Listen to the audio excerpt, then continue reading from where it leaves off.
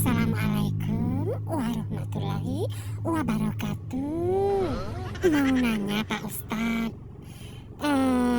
kira-kira apa hukumnya Pak Ustadz kalau kita tiap hari mencubit anak tetangga Pak Ustadz? Kira-kira dosa apa tidak Pak Ustadz? Sebentar Pak Ustadz, jangan jawab dulu. Saya mencubitnya tiap hari itu karena saya itu agak nongkol ya, agak bosan melihatnya karena tiap hari setiap saya beli makanan ya Pak Ustadz, terus tiap kali saya bikin makanan dia muncul Pak Ustadz. Dia muncul, nggak dikasih nggak enak, dikasih udah bosan Pak Ustadz. Kira-kira gimana itu Pak Ustadz? Kayaknya udah ratusan kali saya cubit dia. Dosa apa tidak Pak Ustadz? Maaf Pak Ustadz, kira-kira apa hukumnya Pak Ustadz? Tolong dijawab. Jamaah. Oh, jamaah. Alhamdulillah. Bu, yang namanya anak-anak Bu nggak bisa kita prediksi Bu. Ya, mereka datang juga karena dia ngelihat. Kalau dia nggak ngelihat kita beli makanan, dia nggak mungkin datang Bu. Makanya ibu jangan pamer. Ini Pak Ustadz, saya tidak pamer Pak Ustadz, tapi pintu rumah saya memang terbuka. Makanya ibu, kalau ibu bikin makanan, kalau ibu beli makanan, ibu pintunya dikunci. Sudah tahu banyak anak-anak di dekat rumah ibu. Setiap ibu beli makanan, pintu terbuka. Ya kelihatan dia. Oh begitu ya Pak Ustadz. Ini Pak Ustadz, orang tuanya ada di majelis ini. Itu Ibu Panjarwati namanya. Anaknya itu sering datang ke rumah. Mohon maaf ya Bu, tiap hari anak ibu saya cubit. Pantesan anak saya lebam-lebam semua. Berarti bibi yang mencubit.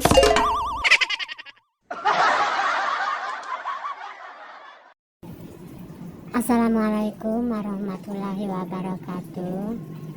Pak Ustadz. Hei Bu, ibu jangan nangis dulu. Ayo lanjutkan bicaranya. Apa pertanyaannya? Pak Ustadz, apa hukumnya kalau ibu-ibu iri melihat saya berkalung emas, bergelang emas, beranting emas yang besar ini Pak Ustadz? Dia setiap kali melihat saya kayaknya dia iri Pak Ustadz. Ini kira-kira apa hukumnya Pak Ustadz? Jamaah. Yeay. Oh, jamaah. Alhamdulillah. Yang berdosa ya ibu. Kok aku yang berdosa Pak Ustadz? Kan dia yang iri Pak Ustadz. Kok aku pula yang berdosa? Karena ibu selalu pamer. Ya kemana-mana emas, gelang, kalung dipakai. Wajar saja kalau tetangga-tetangga ibu marah, iri, benci. Justru yang dapat dosa adalah ibu.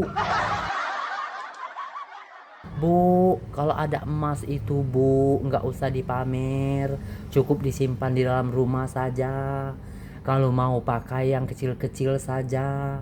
Ini kalung 1 kilo, ya anting 1 kilo, gelang 1 kilo, cincin 1 kilo, ibu pakai semua. Gimana nggak dibenci sama tetangga? Ibu namanya sombong.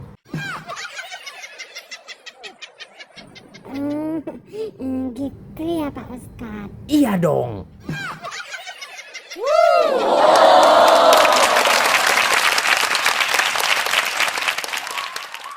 Pak Ustadz, saya mau nanya Pak Ustadz, apa hukumnya kalau tiap hari minta sambal sama tetangga Pak Ustadz.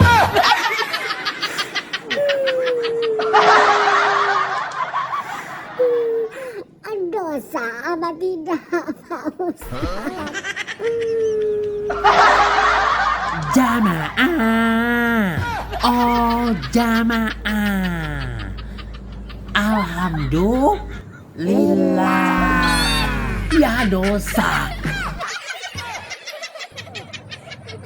Karena perbuatan bibi itu nempulukan orang, membosankan orang, ya hukumnya dosa. Bu, kalau minta sambal sama tetangga itu cukup sekali seminggu, jangan tiap hari. Ya kalau tiap hari orang 60,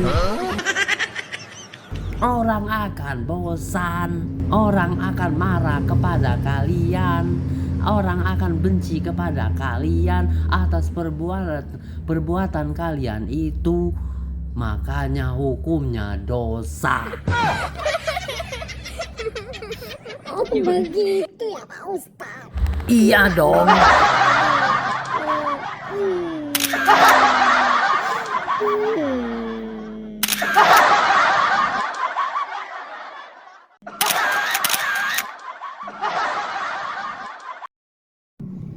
Pak Ustadz, saya mau bertanya Pak Ustadz, kira-kira Pak Ustadz, apa hukumnya kalau orang itu atau tetangga-tetangga saya itu mengatakan saya sombong, padahal saya tidak sombong Pak Ustadz.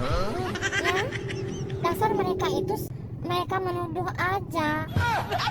Kemarin kan mereka itu mengajak saya ini Pak Ustadz, mau makan bakso, terus mau makan pangsit, mau makan apa medok katanya, bareng-bareng keluar katanya. Sedangkan aku tidak mengerti makanan yang mereka sebut Pak Ustadz. Maklum Pak Ustadz, saya orang kaya Pak Ustadz.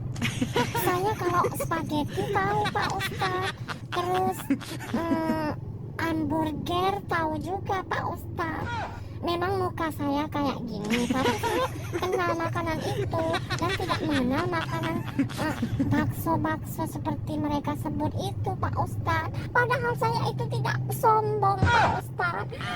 Saya itu tidak mengerti Pak Ustadz apa yang mereka sebut. Makanan yang mereka sebut itu saya tidak mengenalinya Pak Ustadz. Jamaah. Yeay. Oh jamaah, alhamdulillah. Kita derau aja lah ya, derau. Jadi apa hukumnya Pak Ustadz mereka itu? Pokoknya nggak dosa aja ya, ibu masuk surga aja, masuk. Terus tetangga-tetangga ibu juga nggak dosa, masuk surga, boleh masuk surga aja ya. Pening kepala saya nih. Permisi, saya mau pulang. Bye. Video plus kaban ini bibinya nanyo kontrol itu aru. Dun. Assalamualaikum warahmatullahi wabarakatuh. Maaf Pak Ustadz, saya kalau ada kejadian kayak begini saya menangis Pak Ustadz. Maaf Pak Ustadz, saya ingin izin bertanya Pak Ustadz. Tolong pencerahannya Pak Ustadz. Apa hukumnya Pak Ustadz kalau salah satu ibu di RT saya mencuri celana dalam suami orang? Oh my god. Tapi tadi yang saya ingin tanyakan, itu suami ibu apa suami orang? Suami orang Pak Ustadz.